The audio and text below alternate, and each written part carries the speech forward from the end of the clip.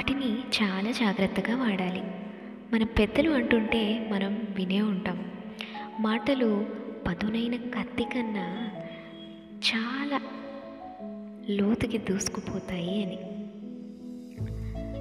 కరెక్టే అండి. ఇది మనందరం మన లైఫ్స్లో ఎప్పుడో ఒకసారి ఎక్స్పీరియన్స్ చేసింది, కానీ దాన్ని మనం గుర్తుంచుకోం, వాటికి అంత ప్రిఫరెన్స్ ఇవ్వమన్నమాట.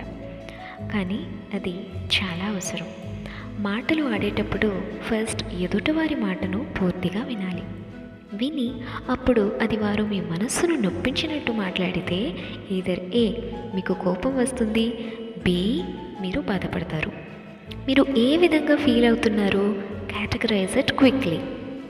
ఏ ఒకవేళ మీరు కోపంగా ఫీల్ అవుతున్నారు, మీకు కోపం వస్తుంది అనిపిస్తే మీ బ్లడ్ ప్రెషర్ పెరుగుతుంది, మీ నరాలు నీరసపడతాయి అండ్ మీ ఎనర్జీ లాస్ అవుతుంది అని గుర్తుంచుకోండి. మీ హెల్త్కి ఇది మంచిది కాదు. ఆగండి, ఒక్క క్షణం ఆగండి. Take a deep breath. ఇలా ఒక్క క్షణం ఆగడం వల్ల మన కోపాన్ని మనం కంట్రోల్ చేసుకోవచ్చు, ఎంతగానో తగ్గించుకోవచ్చు. ఇక బి, ఒకవేళ బాధ అయితే మీకు ఏడుపు వస్తుంది, మీరు లోగా ఫీల్ అవుతారు, తద్వారా మీ కాన్ఫిడెన్స్ దెబ్బతింటుంది. సో ఆగండి, again take a deep breath, control చేసుకోండి. ఆ వర్డ్స్ని మీ లోపలికి పోనివ్వద్దు.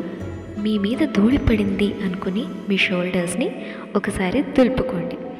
ఇక మీ మీద ఏ బర్డెన్ లేదు అని మీ అంతటి మీరు లోపల అనుకుంటూ దాన్ని నమ్మండి. ఏదైనా మనం ఆ విషయాన్ని మనలోకి తీసుకుంటేనే మనం దాని పట్ల రియాక్షన్ చూపిస్తాం.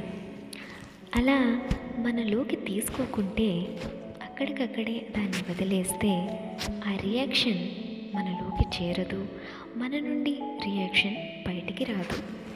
ఒకసారి మీకు చిన్న ఎగ్జాంపుల్ ఇస్తాను చూడండి. పసిపిల్లలు, వాళ్ళకి ఏం తెలియదు, వాళ్ళని మనం ఎన్నో మాటలు అన్నామనుకోండి, వాళ్ళకి ఆ లాంగ్వేజ్ ఇంకా తెలియని టైంలో వాళ్ళు ఏదో మనం తిడుతున్నా కూడా మనం వారితో మాట్లాడుతున్నాం అనుకుంటూ వారు చిరునవ్వులు చిందిస్తూ నవ్వేస్తూ ఉంటారు. ఆ నవ్వులకి ఇక్కడ మన తిట్లన్నీ ఆవిరైపోయి మనం కూడా నవ్వేస్తుంటాం. భాష తెలియని ఆ చిన్నారులు మైండ్లో ఒకే ఒక ప్రోగ్రాం ఉంటుంది.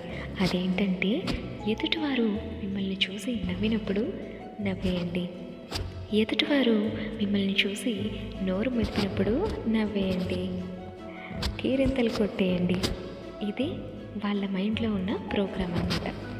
సో మనం పెద్ద అవుతున్న కొద్దీ ఈ ప్రోగ్రామ్స్ని మన చుట్టూ ఉన్న వాతావరణాలను బట్టి, మనం ఫేస్ చేసిన సిచ్యువేషన్స్ని బట్టి, లాంగ్వేజ్ అర్థం చేసుకొని మన రియాక్ట్ అయ్యే తీరుని బట్టి వీటిని ప్రోగ్రామ్ చేసుకుంటూ పోతాం. అలా ఈ ప్రోగ్రామింగ్ చాలా కాంప్లెక్స్ ప్రోగ్రామింగ్ అయిపోతుంది. దానివల్ల చివరికి మనకు health issues, mental issues. So ఒక్కోసారి unlearning to lead a happy life అనే కోట్ కూడా చాలా కరెక్ట్గా ఇలాంటి సిచ్యువేషన్స్లో పనిచేస్తుంది అని అనిపిస్తుంది నాకు. ఎందుకంటే చిన్నప్పుడు మనం పసితనంలో ఎంతో అమాయకత్వంగా బోసు నవ్వులు చిందిస్తూ ఎవరు ఏమంటున్నా ఆ చిరునవ్వుని అలాగే చెక్కు చెదరనివ్వకుండా చిందిస్తూ అందరినీ హాయిగా ఆనందంగా ఉంచుతాం. అదేవిధంగా మన మైండ్ని ప్రోగ్రామ్ చేసుకోవాలి.